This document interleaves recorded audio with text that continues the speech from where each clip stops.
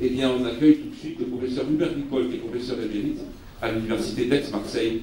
C'est lui qui a construit, on va dire, toute l'architecture de réflexion autour de ce colloque. On va l'applaudir, M. Hubert Ripoll. Bon, ben, merci d'abord d'être si nombreux, merci de venir de si loin. Et puis c'est très bien de voir des personnes qui sont plus jeunes que moi, même si ceux qui ont le même âge que moi sont aussi respectables que moi. Voilà, donc, alors, pourquoi cette question? Comment est-elle née, cette question? Elle est née à la suite de mon livre « Mémoire de là-bas », qui étudiait, analysait la transmission de la mémoire chez 3 générations de pieds noirs. Une génération qui n'existe quasiment plus, qui est en gros la génération de nos parents. Notre génération, arrivée en France entre, on va dire, 10 et 20 ans, vous êtes là. Et puis une génération qui est la suivante, née après 1962. À la suite de ce livre, j'ai été beaucoup invité, et notamment par des associations. Et je n'ai cessé d'entendre de la part des plus anciens, qui étaient encore là, et de ceux de mon âge, quelque chose qui se résume en un mot: nos enfants, ça ne les intéresse pas. Au-delà de ces quelques mots, nos enfants, ça ne les intéresse pas, j'ai senti vraiment une douleur, j'ai senti une détresse. J'ai senti une détresse de parents qui disaient: bientôt la dernière génération qui a connu ce pays et cette histoire va disparaître, personne ne suivra, ne se mettra dans nos pas. Et j'ai eu le sentiment après avoir vécu un exil difficile, ils se sentaient en exil dans la conscience de leurs enfants. En même temps, ces enfants communiquaient avec moi, notamment par les voies de l'Internet, puis par le téléphone et ainsi de suite. Et j'ai eu un nombre énorme d'entretiens. Quelquefois, ça a duré plusieurs mois avec certains. Et j'avais déjà eu au cours de l'écriture du livre qu'il y avait un malentendu, que ce que disaient les parents n'était pas ce que j'avais perçu. Et c'est ce qu'ils me disaient aussi. J'ai eu le sentiment qu'ils étaient beaucoup plus intéressés par leur pied-noiritude. J'ai eu le sentiment qu'ils étaient beaucoup plus intéressés qu'on ne le pensait par une transmission. Et donc, face à ce malentendu, où je sentais deux souffrances, je me suis dit que le seul moyen d'avancer, c'était de mettre la connaissance là-dedans, de faire cette enquête. Alors cette enquête, elle a concerné 766 personnes dans une première enquête et 362 autres personnes dans une seconde enquête. Alors, je tâche de me placer au mieux. Alors, tout d'abord, première chose intéressante, vous voyez que ici, vous avez le sentiment de pied-noirité, entre ne se sentent pas du tout pied noir à se sentent très fortement pied noir. 73% se sentent pied noir. Je pense que déjà, cela surprend beaucoup d'entre eux. Et 90% affirment qu'ils le disent lorsqu'ils sont en société.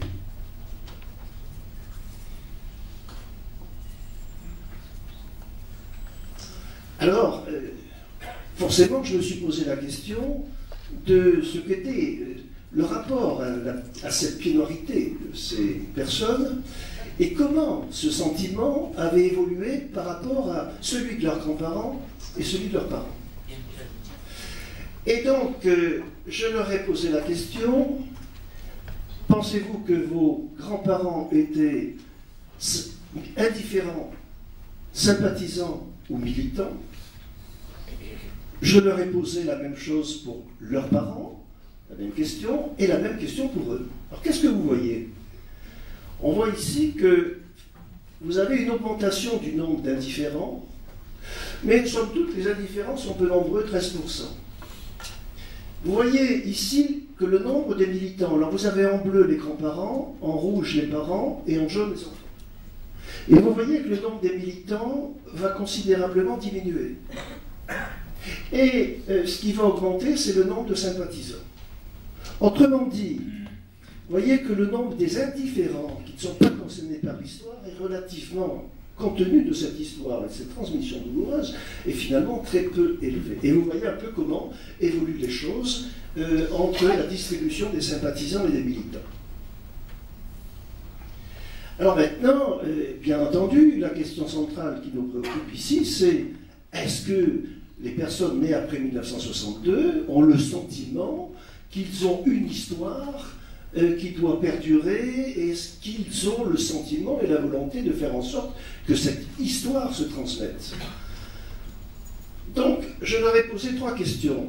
Pensez-vous que la transmission de votre histoire est un devoir de génération,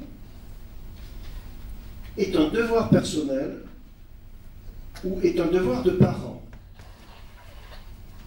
Et vous voyez, ce résultat est moi-même énormément surpris, alors que je m'attendais à trouver des choses de ce genre-là. C'est que vous avez 90% de ces enfants, alors je vais appeler enfants non pas parce que ce sont des enfants, mais parce que on considère comme étant les enfants de pied noir. Pour aller plus vite, je ne vais pas dire les enfants de pied noir à chaque fois. Et donc vous voyez que ces enfants donc, sont concernés par la transmission de l'héritage. À 90%, ils disent que c'est un devoir de génération personnelle et de parents. Mais vous avez quelque chose qui est là et qui va faire l'objet d'une part importante dans ce colloque, c'est que seulement 33% d'entre eux considèrent que cet héritage a une chance de survivre. Vous voyez, on appelle ça une dissonance entre les aspirations des individus et les chances qu'ils pensent avoir de mettre en accord leurs souhaits, transmettre, et le fait qu'ils pensent que ça ne va pas être transmis. Et c'est la question qui va être posée, pourquoi pense-t-il ceci? Alors, mon analyse dès le départ était que cette évolution de notre communauté, entre guillemets, ces rapports que nous avons à l'histoire, ces rapports que nous avons à la transmission d'un héritage, sont profondément marqués par un traumatisme, le traumatisme originel. Le traumatisme, quel est-il? Une guerre. Ce n'est pas le plus grand traumatisme, sauf pour ceux qui ont perdu les leurs. Un exil. Un exode, pardon. Un exil. Et ce traumatisme-là a été très durement vécu. Ça, on le sait, par nos parents. Qu'en est-il de la transmission? J'ai demandé à ces enfants de caractériser le traumatisme de leurs parents et grands-parents entre eux, pas traumatisés à extrêmement traumatisés.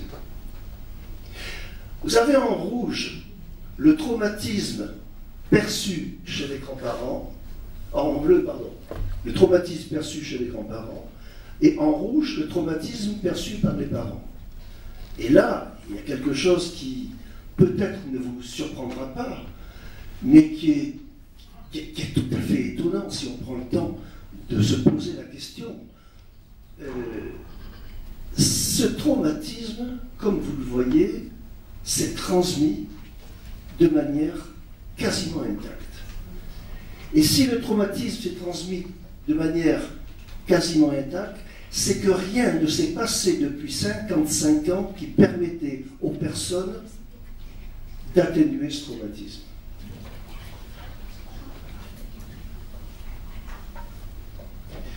Et ces enfants. Je leur ai posé la question, pensez-vous que l'histoire algérienne de vos parents vous a plutôt épanoui plutôt traumatisés, ou cela n'a eu aucune incidence. Mais ce que vous voyez, c'est qu'une distribution à 30% quasiment, 30% se disent absolument indépendants de tout ça, 30% se disent épanouis, et 30% se disent traumatisés. Ce qui veut donc dire que ce traumatisme s'est transmis intégralement aux parents, c'est-à-dire à notre génération, et il a continué à se transmettre, puisque 30% de ces personnes, dont certains sont dans cette salle, disent que l'expérience de leurs parents est source de traumatisme. Et alors, bien sûr, on se pose la question, lorsqu'on vit un traumatisme, comment vit-on en société? Comment vit-on socialement? Comment vit-on professionnellement? Ça serait long d'expliquer ce qui se passe dans les têtes. Le résultat, pour aller vite, c'est que l'insertion sociale de ces enfants est excellente. Ce qui est peut-être plus caractéristique, c'est l'insertion professionnelle. Ah, pardon. Je fais une petite erreur. Excusez-moi, avant d'y arriver, juste une chose. Ici, vous avez une représentation du traumatisme des parents en bleu, du traumatisme des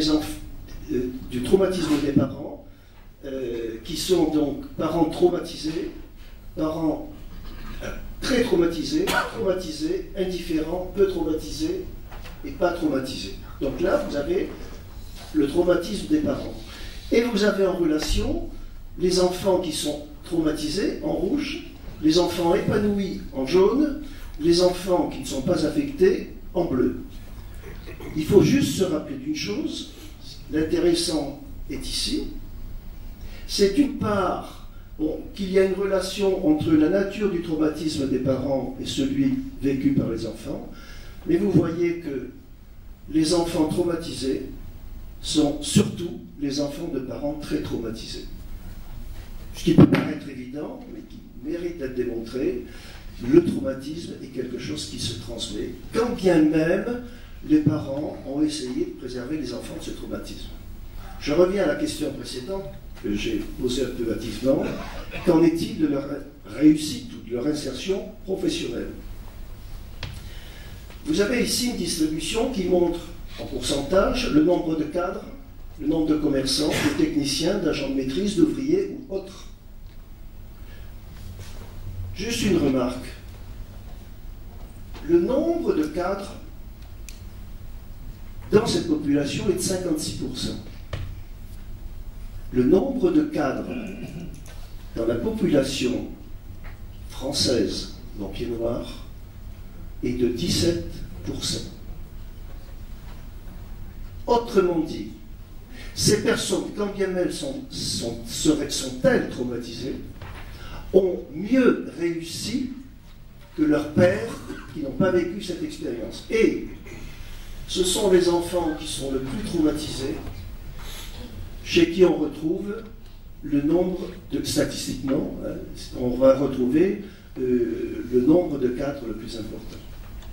Autrement dit, il y a bien un traumatisme qui s'est transmis, mais ce traumatisme n'a pas empêché une bonne insertion sociale, que je n'ai pas le temps de développer, et une excellente insertion professionnelle.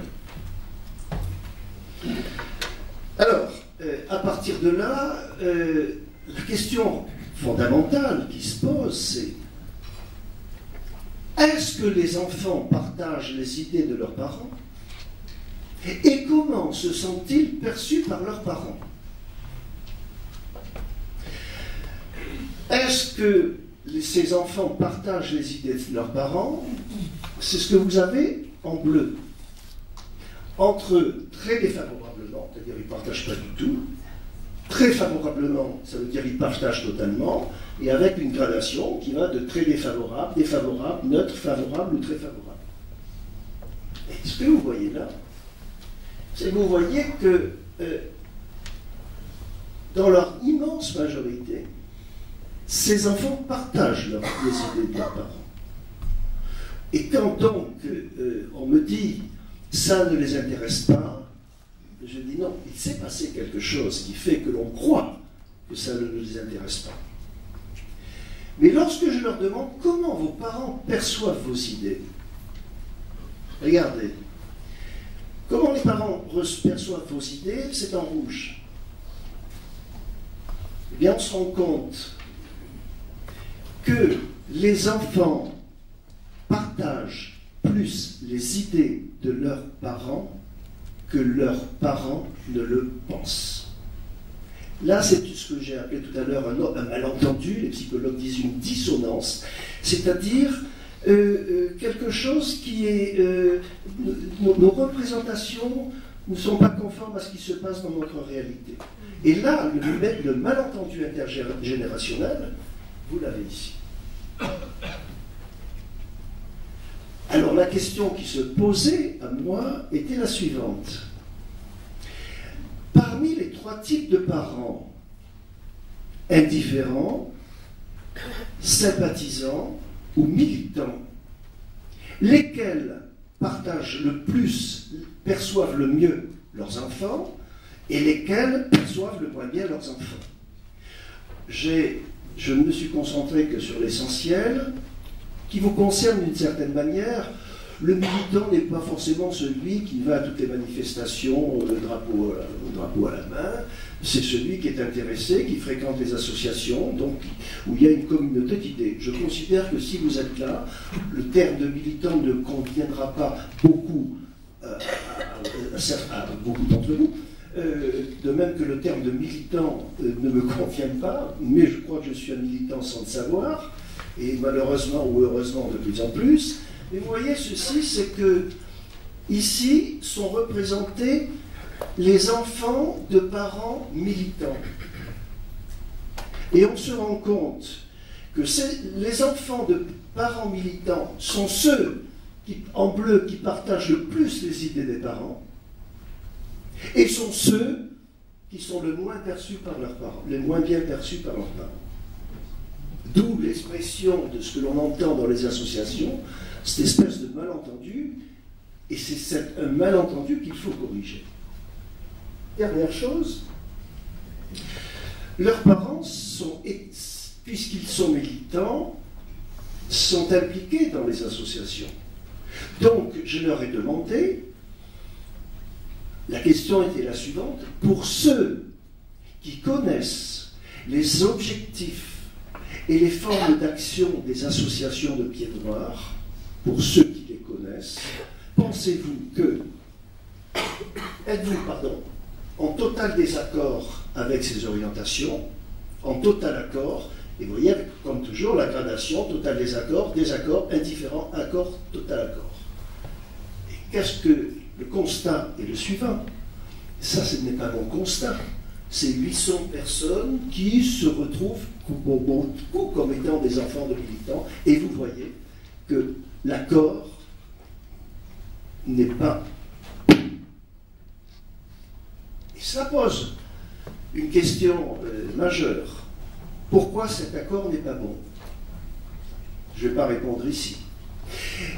Mais il faut savoir que pour qu'un héritage se transmette, il lui faut au moins deux conditions.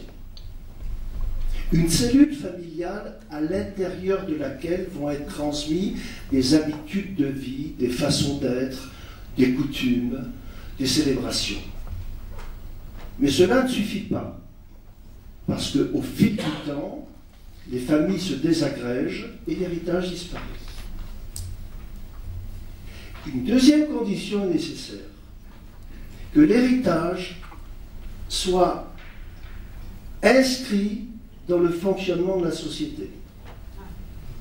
C'est-à-dire que cet héritage ait une signification sociale, sociétale. Or, cela ne peut passer que par les associations. Que l'on soit d'accord ou non avec les actions des associations, il faut bien savoir que la transmission de l'héritage se fera par les associations ou ne se fera pas. Donc vous voyez qu'on est face à une question redoutable qui est là encore un malentendu entre des aspirations individuelles et le fonctionnement d'une société. Conclusion. 1. Les enfants de pieds noirs ont compris l'histoire vécue par leurs parents, ont perçu leur traumatisme et les ont partagés. Ils sont conscients de leur devoir de transmettre leur héritage. Ils partagent plus les idées des parents que ceux-ci ne le perçoivent. Vous voyez qu'il y a un premier malentendu qui est de nature familiale. Ça se passe au sein des familles. Ils ne partagent pas tous les objectifs et les actions militantes de leurs parents. Et là, il y a un deuxième malentendu qui est un malentendu qui est familial et social dans leur communauté. Enfin, ils redoutent que la transmission de leur héritage n'aboutisse pas et disparaisse à jamais. Et là, c'est un troisième malentendu qui est de nature sociétale. Tout ceci est la conséquence de traumatismes qui n'ont pas été soignés, qui n'ont pas été réglés, et qui perdurent et qui fracturent les communautés, et qui fracturent le fonctionnement des familles par rapport à cette question où, vous le savez, où on dit souvent « vaut mieux pas en parler parce que c'est source de discorde ». Alors les questions, ben, c'est des questions dont on va débattre, parce que c'est des questions auxquelles il faut répondre qui paraissent évidentes. Que signifie se sentir pied noir? Qu'est-ce que constitue un héritage? Comment prolonger l'héritage? Et comment dépasser la contradiction entre éprouver le devoir de transmettre un héritage et penser ne pas y parvenir? Vastes questions qui sont des questions d'ordre psychologique, social et sociétal. Alors, on va aborder quelques réponses. Je suis à l'écriture de 55 ans après, qui va paraître en novembre 2018. Et au-delà de ce que nous allons faire, vous pourrez retrouver, j'ai à peu près 50 000 données. Et là, je vous en ai présenté une infime partie. Merci pour votre attention. Merci, Paul. Professeur Picol, il y a quelque chose qui est assez intéressant dans votre...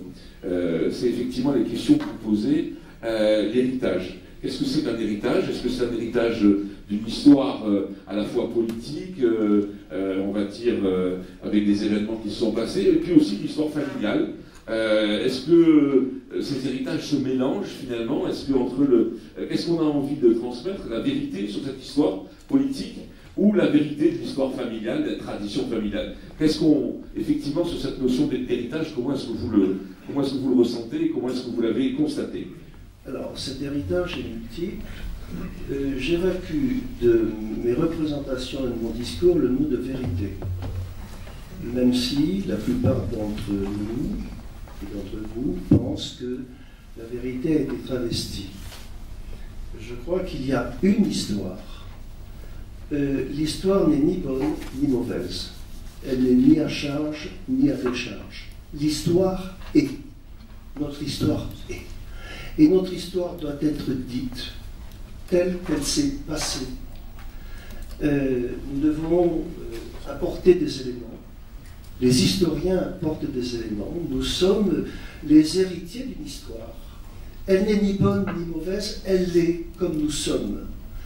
Nous sommes les héritiers d'un moment historique de l'évolution des nations.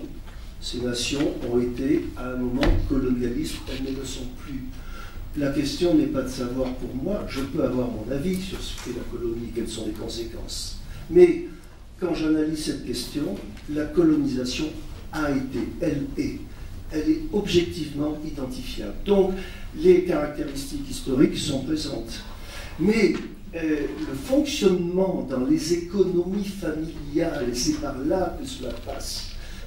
Rappelons-nous bien, j'insiste, l'assise sociale de l'héritage, seuls des organismes sociaux constitués, organisés pour produire de la connaissance et la faire perdurer, seuls ces organismes peuvent le faire.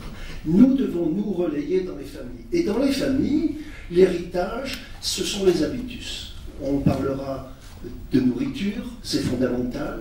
Il y a les rites. Voilà, donc il y a tout cela, mais il faut creuser parce que ce n'est pas aussi évident qu'on peut le penser. Merci pour cette réponse. Madame. J'avais la même préoccupation au niveau du sens de l'héritage historique, événementiel, fait, bien précis.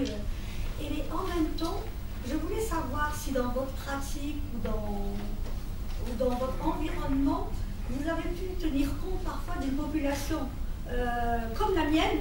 Je suis algérienne, je suis arabe, mais j'ai vécu dans des quartiers pieds noirs. Écoutez, d'abord, merci pour cette intervention. Lorsqu'on fait un travail, je suis un scientifique qui essaye de maîtriser les paramètres qu'il étudie. Et donc, la question que vous posez est une question en soi.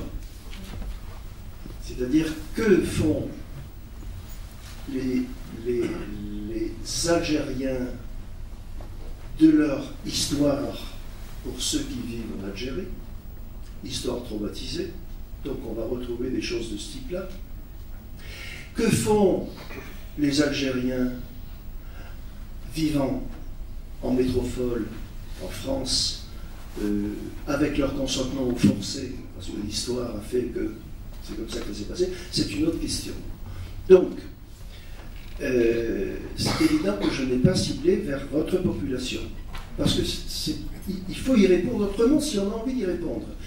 Ceci dit, je n'ai pas filtré, moi.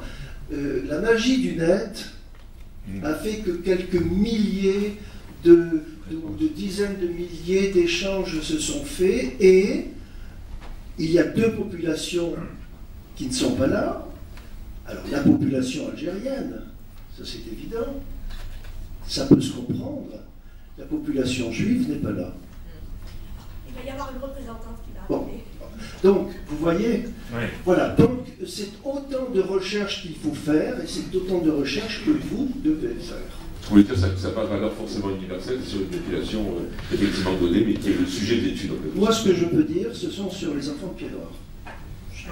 Je ne peux pas... Allez, on prend une autre question. Je vais venir près de vous pour qu'on entende mieux la question, si je peux. Voilà, vous passez le micro, mais n'en abusez pas, hein, sinon je reviens. Bougez pas, bougez pas. Jean-Claude Guittiello, bien que cela sorte du cadre de votre étude proprement dite, avez-vous fait un parallèle avec d'autres populations ou communautés exilées à son retour, type communauté arménienne ou autre? Bien, puisque vous avez lu le programme, cher monsieur, vous savez qu'on laisse une place importante, c'est-à-dire un tiers des présentations académiques. Et donc, il y a Martino Vénitien qui va nous parler d'une autre histoire, d'une autre transmission, d'un autre exil et d'un génocide qui est celui du peuple arménien. Monsieur. Est-ce que vous ne pensez pas que ce désintéressement apparent des enfants peut venir aussi d'une espèce de, comment dirais-je, de réserve, je ne trouve pas l'adjectif, de pudeur, voilà, je cherchais le mot, une espèce de pudeur à parler de ces problèmes. Oui, mais non, c'est évident, la question, on va dire qu'il y a un obstacle. Qu'est-ce qui fait que des individus parfaitement intégrés socialement, qui font partie des cadres de la nation, on voit bien le nombre de cadres ici, l'un est prix Nobel, l'autre est médaille Fields, l'autre construit des monuments extraordinaires, bon. Et qu'est-ce qui fait que ces personnes-là ne pensent qu'ils ne puissent pas transmettre leur héritage et qu'ils ne peuvent même pas le dire? Il y a des obstacles. Alors les obstacles, comme toujours, il faut les chercher à deux niveaux. Au niveau sociétal, que dit la société de cet héritage? Est-ce que cet héritage est légitime? Et il faut le chercher au niveau familial. Certains m'écrivent pour me dire des choses qui sont invraisemblables, du type mon père me dit tu n'es pas pied noir.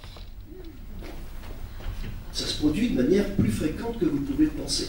Donc, nos parents et nous-mêmes n'avons pas su gérer à l'intérieur de nos familles cette économie. C'était extrêmement difficile pour toutes les raisons que vous connaissez. Alors bien sûr, pudeur, gêne, tout ce que l'on veut, honte, ça peut être honte. C'est tout. La question qui est importante, c'est de comprendre les mécanismes. C'est ce que l'on est en train de faire. Alors, il y a beaucoup de doigts qui se lèvent, on a encore 10 bonnes minutes, donc c'est parfait, pardon, je vais vous... C'est pas que j'ai pas envie de parler, mais comme je suis le gardien du temps, je suis pas sûr qu'on ait 10 bonnes minutes. 10h30, ça veut dire... Ce ne serait-ce pas simplement une question d'intégration? Pardon? Une question d'intégration. Parce que l'enfant, pour s'intégrer, ne parlerait pas de son héritage, de cet héritage-là. Comme une population étrangère. Bah, écoutez, l'intégration, et quand j'analyse deux paramètres qui sont l'intégration sociale, l'épanouissement social et la réussite professionnelle, qui sont les deux piliers de l'insertion d'un individu dans son environnement, je trouve qu'elle est bonne. Donc ça dépasse. Nos enfants sont aussi bien intégrés que nous-mêmes. Et statistiquement, je dirais, mieux que la moyenne de la société française, si j'en crois. Donc c'est pas un problème d'intégration. Ah oui. Disons que les parents leur demandent justement de se taire pour s'intégrer. Pardon, de se taire, de ne pas parler, ils ne leur en parlent pas, pour que l'enfant puisse s'intégrer. Alors, parmi tous les facteurs qui sont responsables de tout ça, il y en a deux, il y en a au moins deux. Il y en a un qui est résumé par cette phrase que m'a dit un de témoins dans Mémoire de là-bas, l'Algérie, il pensait toujours, n'en parlait jamais. Il pensait toujours, n'en parlait jamais. Pourquoi? Nous avons vécu un traumatisme, c'est pas la peine que nos enfants ont dans ce traumatisme. Mais nous savons que les traumatismes familiaux, quand bien même sont-ils enfermés dans des coffres-forts à double tour, il y a toujours l'espace de ce traumatisme qui passe par des interstices et qui sont terriblement vécus et ressentis par les enfants, parce que les enfants doivent interpréter pourquoi on cache cela. Donc voilà, nous avons dans nos économies familiales, nous sommes aussi responsables de ce qui se passe actuellement, et il faut le comprendre si on veut améliorer les choses. Oui, bonjour. Antoine Belmont, d'Agité Mouchen. Je suis un traumatisé d'Algérie, je suis arrivé à l'âge de 19 ans et demi, et je fais partie de ces traumatisés de l'arrivée, plus que de la guerre, et de 62, plus que de la partie pure, difficile, terrible de la guerre. J'ai eu ce traumatisme à deux niveaux. D'abord, j'ai travaillé à la préfecture au service des rapatriés pendant 6 mois, où j'ai reçu tous les corps légionnaires dans la douleur de l'exil et dans les différences totales du pays. J'ai travaillé en tant que militaire au Saint-Maurice-l'Ardoise, où nous recevions les harkis désespérés. Voilà donc les deux traumatismes. J'en ai toujours parlé. J'ai toujours dit que j'étais pied noir et espagnol. Et je n'ai eu honte ni de le fait que je sois pied noir, ni le fait que je sois espagnol. Et j'ai, pour moi, le traumatisme, et je pense qu'on le vit tous, c'est cette omerta de l'histoire. Et j'ai des amis qui sont professeurs encore aujourd'hui. La guerre d'Algérie n'est pas dite, n'est pas racontée à nos enfants et petits-enfants. J'ai dit. Alors, on reviendra parce que c'est des questions qui vont être évoquées, on aura l'occasion tous de discuter de ça. Oui, madame? Non, je dis Benjamin Stora, pourtant, il a bien raconté. J'ai fait exprès parce que je sais. Bon, écoutez, on va essayer d'être constructif. On va essayer d'être constructif et de. Non, mais on va essayer d'être constructif et savoir ce que dans notre conscience et dans l'économie de notre fonctionnement, comment les choses s'organisent. À un moment donné, on parlera des problèmes sociétaux. Mais voilà. Plus un commentaire qu'une question. J'avais 12 ans en 62. Je fais partie des 55% qui ont, dirons-nous, réussi. Moi, mon sentiment personnel, c'est que depuis le 1er novembre 1954, on nous sert à tous les repas l'Algérie. Tous les repas. Même celui de midi, même celui de ce soir.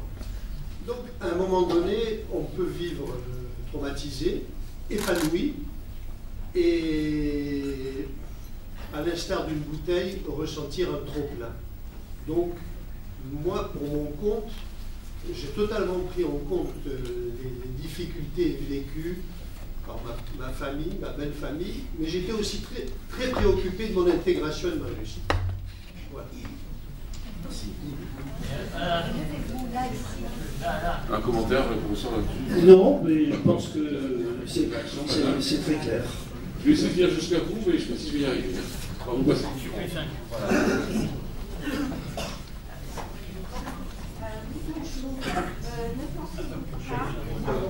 Ne pensez-vous pas que les parents et les enfants ont eu une forme de résilience différente? Et donc, quand on parle de résilience, c'est des non-dits et des choses qu'on occulte. Et donc, il n'y a pas de communication dans ce sens. Et d'autre part, étant donné que la guerre d'Algérie pose toujours polémique, ça pose problème aussi pour la transmission, me semble-t-il. Alors, sommes-nous résilients? Oui, si la résilience consiste à faire quelque chose, à réinvestir sa blessure dans un domaine et d'en faire quelque chose, la preuve est que nous sommes résilients.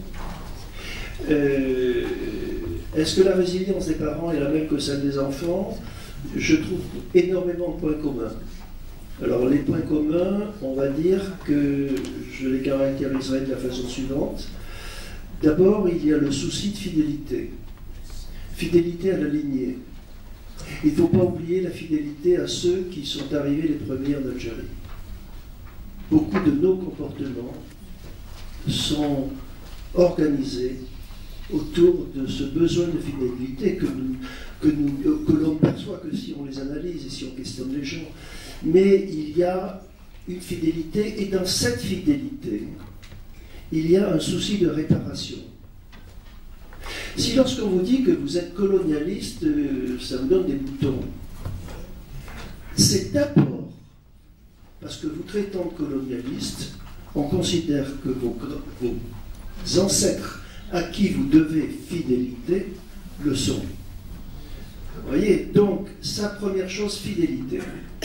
Deuxièmement, réparation. Troisièmement, revanche. Revanche sur le sort. D'autres mécanismes, ce sont les principaux. Et cela, c'est ce qui est transmis de génération en génération. Et notamment, les ancêtres, dans notre conscience ou inconscience, ils venaient de quasiment nulle part, ils avaient certainement rien, et ils se sont épanouis. Au point, à tort ou à raison, qu'ils ont fini par croire qu'ils vivaient au paradis. Et bien dans notre inconscient, nous savons que même si l'on vient de nulle part, et même si l'on n'a rien, tout est toujours possible parce qu'ils l'ont fait. Et ça, nous nous nourrissons à notre insu de tout cela.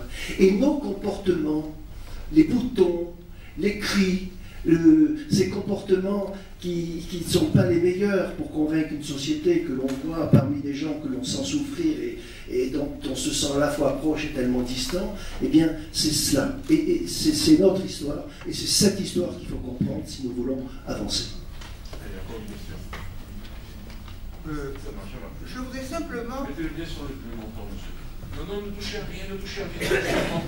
Oui, bah, je voudrais simplement essayer de dissiper une hésitation, si vous voulez, dans ce qui a été dit jusqu'à présent. Je me demande ce que vous entendez, ou ce que nous entendons par le fait d'être pied noir. Parce que je viens d'entendre à l'instant vous poser la question de savoir si les enfants qui sont nés après 62 sont pieds noirs. Moi j'ai 3 enfants, ils ont réussi au-delà du niveau moyen, si vous voulez, très, très, très brillamment. ils ne sont pas pieds noirs. Les enfants ne sont pas pieds noirs. Pour moi, un pied noir, c'est être né en Algérie. Est-ce que nous sommes d'accord là-dessus? Peut-être que non. Peut-être que non. En tout cas, à l'instant, on a parlé tout à l'heure d'une composante d'origine musulmane, on a parlé d'une composante juive. Pour moi, les musulmans qui sont ralliés à notre mode de considérer les choses, évidemment, et les juifs, ils sont nés en Algérie, donc ils sont pieds noirs. Alors, les enfants ne sont pas pieds noirs. Alors, j'ai l'impression qu'il y a une hésitation là-dessus. Non, mais il y a une hésitation parce que c'est un concept qualificatif qui n'est pas aussi évident qu'on peut le penser. Il mérite réflexion. Vous dites que les juifs sont pieds noirs, mais les juifs ne se disent pas pieds noirs. Donc vous voyez que c'est extrêmement compliqué. Enfin, quand je dis... Non, si, là, écoutez, j'ai suffisamment communiqué sur les radios juives et dans les instances juives pour savoir que beaucoup disent nous ne sommes pas. On reste concentré. Alors, attendez, juste une chose, parce que je ne vais pas. Il faut arriver au bout. Cette question, je l'ai mis là comme une des questions. Qu'est-ce que c'est qu'un pied noir? Si je pose la question, c'est que je pense bien que le terme est polysémique, il y a plusieurs sens possibles, et que moi, je n'ai pas la réponse. J'ai ma représentation de ce qu'est un pied noir. Ce que je sais, c'est que tous ceux, les 800 qui ont répondu, lorsque je leur dis « Vous sentez-vous pied noir ?», il n'y en a aucun qui me dit « Qu'est-ce que c'est un pied noir ?» Donc, chacun d'entre nous a sa représentation de ce qu'est la pied-noiritude, et il faut aussi, c'est un travail de réflexion. Applaudissements pour le professeur École. On a épuisé le temps de la conférence.